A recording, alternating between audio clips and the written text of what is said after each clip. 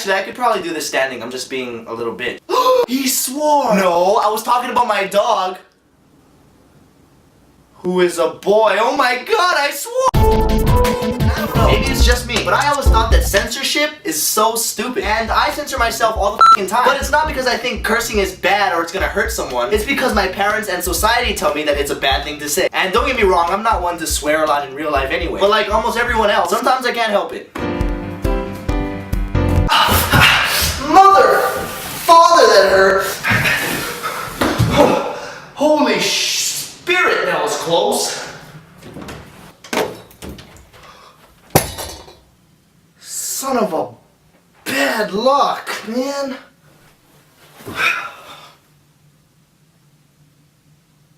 What the f are you looking at? Think about it. How is a word, which in reality is just a sound, hurting anyone? If it's the meaning behind the word, then why is it socially acceptable to say the word hate when you can't say the word f? See, I hate that I can't even say that out of context. You know when you were a little kid and you went home crying? It's not because somebody said a bad word. You cry because they said, I don't want to play with you anymore, you're ugly. What, that didn't happen to you guys? And then when you go to your parents and tell them what happened, they tell you, well, you know, son, sticks and stones may break your bones, but words may never hurt you. If our parents taught us this, then why are we allowed as kids to play with sticks and stones, but if we tell our dads, F you, Dad, then you know what happens next, right? Dad grabs the sticks and stones and beats the shit out of you. That didn't happen to you guys either? If I ever become a parent, I'm not gonna censor much. If my child questions me, Dad, where do babies come from? The vagina. Oh. I'm gonna be honest. Is he hurt from that? No. If anything, he's now smarter than the kid that got lied to. Dad, where do babies come from? Well, son, when a man loves a woman, the stork delivers a baby to you.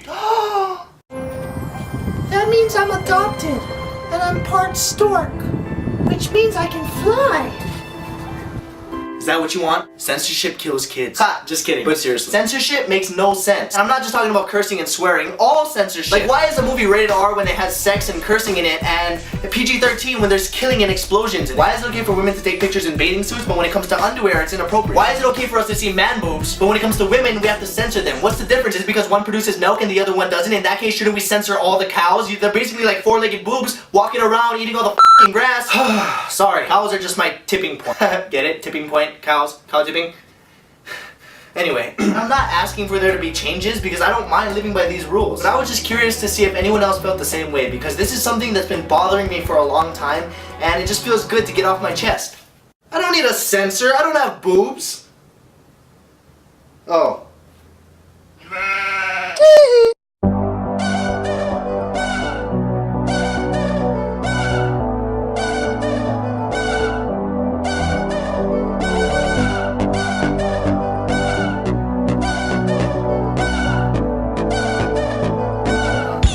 I think you should, because it's better to know than not to know. I don't know if that makes sense. I don't feel that sex education should be censored because children need to know about that, and I think it's definitely important to encourage abstinence, but in the sense that they need to be taught that, otherwise they're going to go experimenting on their own. I believe it is very important that it's taught. I think kids need to understand about sexually transmitted diseases. I think they need to understand that abstinence is an absolute option. I think they need to understand about date rape and peer pressure. And I think they need to understand about pregnancy, unexpected pregnancy and what that entails. I think it is absolutely crucial that kids get taught about sex education. I believe that sex education should be taught to teenagers, especially when kids enter high school. I think it's really important for them teachers for them to talk about it. Someone that's trained, of course, in that field, a nurse would be good. I also think that abstinence should be taught as well, but of course everyone's not going to choose that route. So it is important to educate teenagers, they're not children, but on just the different things out there and just what they can do to protect themselves.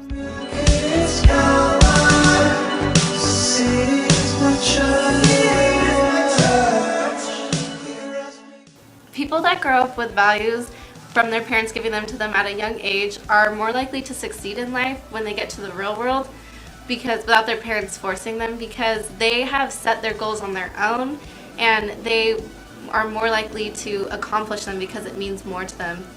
And I feel that in this world, everyone is going to be going through hard times and with just how crazy this world is. And people who have set those goals and those values are prepared to go through them and will succeed easier. It just makes your life easier to have these goals. We're bad. We get grounded and stuff like punishments, we go on timeout. But being bad is not that good. Good is really good. I've been good. No, I think it's very good for parents to do that. I think ultimately, though, at the end of the day, and in the long run, that the choices that the kids make are up to them. But I do believe a lot of things, a lot of good morals stick with the kids as they become older teenagers and young adults and into adulthood. I think as a culture, as a society in the U.S., I think that we have some commonality with some of these morals, and I think as a country we definitely benefit from it in the long run. Again, each kid is different. To some kids, the greatest parents in the world aren't going to make a difference, but it is a net positive in my view.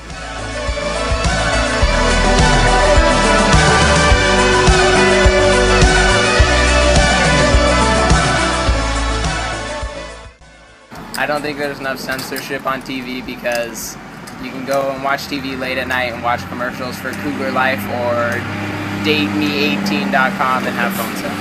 There's really not that much stuff that is bad on TV, but there is a couple bad things like killing and shooting and stabbing, and in some movies they're not really real. Like sometimes they're like fairy tales, cartoons, no bad stuff. Is there anything bad on TV that shouldn't be on TV when you watch it? Yes. What? Like bad shows. What is in the bad shows that shouldn't be on TV? Inappropriate stuff. Inappropriate. Like what? There's yucky girls. And bad words and a lot of kissing. What you say is true. I could never be the right kind of girl for you. I could never be a woman. I absolutely think it is the parents' responsibility, first and primarily, to educate their kids about the dangers of alcohol and drugs. I feel that even though teenagers sometimes don't seem responsive, they really do care, and their parents are their primary role models.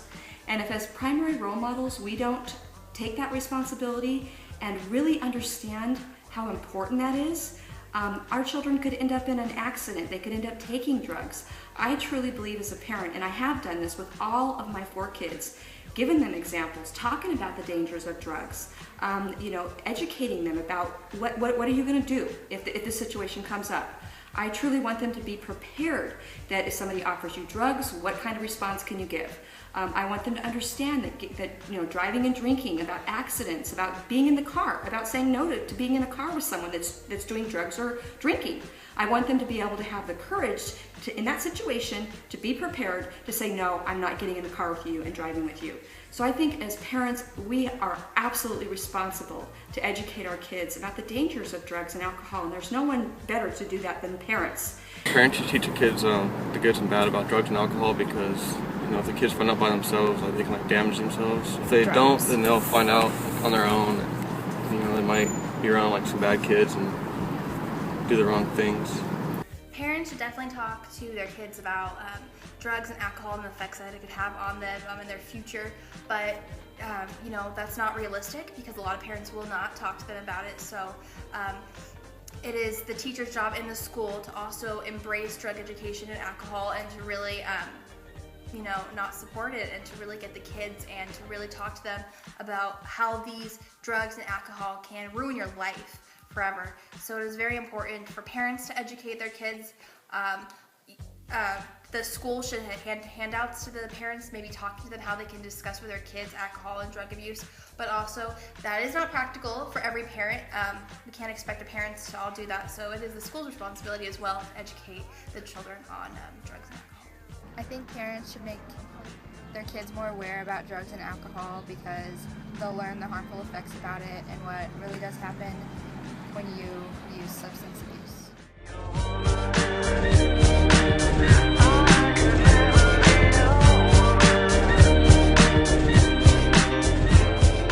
Well, there's good and bad. I mean, you know, being overly protective, I think, is a natural instinct for parents to have over their kids, and I understand that. Overly protective could also have some drawbacks too, though. To protect a child from what's really going on in society, in our own community, in our own backyard, I think is setting up the child to experience some of those things on their own without being prepared. Whether it's, you know, discouraging kids from doing drugs, or, you know, what crime is, or what's going on, you know, in the political arena, the economic arena, all facets of life. You can't keep a kid in the closet entirely. Overprotect the kid, encourage them, discipline them where needed, and to try to get them to become young, productive citizens of society, I think are good things. But to overdo it, you can't do it one way or the other to the extreme. You can't be so disengaged from your child that they're going to go out and do and make choices entirely on their own without a center, a core center of values. But you can't go the other extreme either, because you're only going to set up for that child to have an unrealistic view of what society is. At the end of the day, they're not going to be as prepared, I think, and well-rounded as that one parent that has a nice balance to that. It's kind of like a 50-50 chance. It could really screw up your kid. They could not know anything about anything when they go up into the real world, or they can just be fine with it and somehow not, but usually it ends up being the first. Il s'est 800, life is long.